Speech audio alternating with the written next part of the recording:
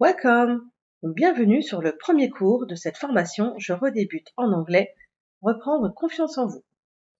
Le premier cours s'intitule Parler de soi et dialoguer. Aujourd'hui, vous allez apprendre à parler de vous. Are you ready? Let's go! Nous allons maintenant réaliser quelques exercices.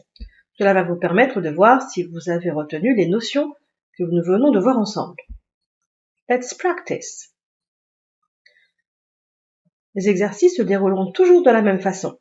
De la traduction, retrouver les mots manquants, écouter, comprendre et traduire.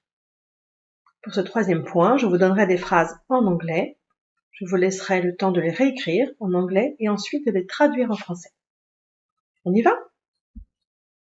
Voici la première phrase. Je vous laisse quelques instants pour la traduire en anglais et je vous donne de suite la correction. Je m'appelle Alex. C'est à vous. Effectivement, cela se traduit par My name is Alex.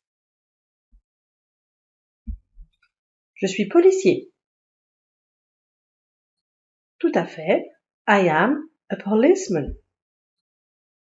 Une dernière phrase. J'ai 40 ans. Oui, cela se dit I am 40. Maintenant, je vais vous donner une phrase. Vous allez devoir retrouver les mots qui sont entre parenthèses. J'ai 2 children.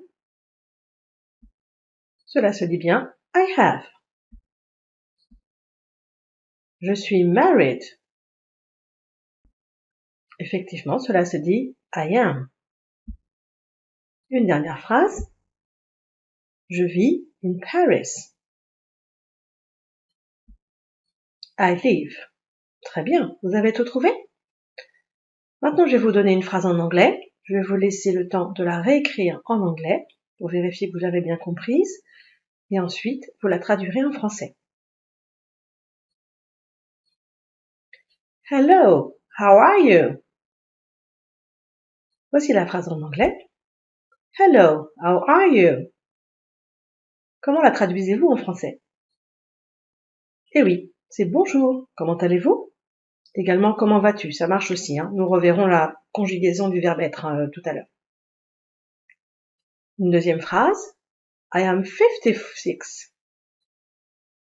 Je la répète. I am 56.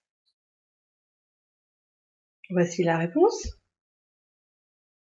Je vous laisse traduire en français. Eh oui, j'ai 56 ans. Une dernière phrase. I am single. Je vous laisse mettre la version en français. Voilà, je ne sais pas si vous l'aviez, c'est je suis célibataire. J'espère que vous avez trouvé toutes les réponses. Si ce n'est pas le cas, j'espère que la correction vous aura permis de retenir les phrases importantes. Good job. On se retrouve à la deuxième étape.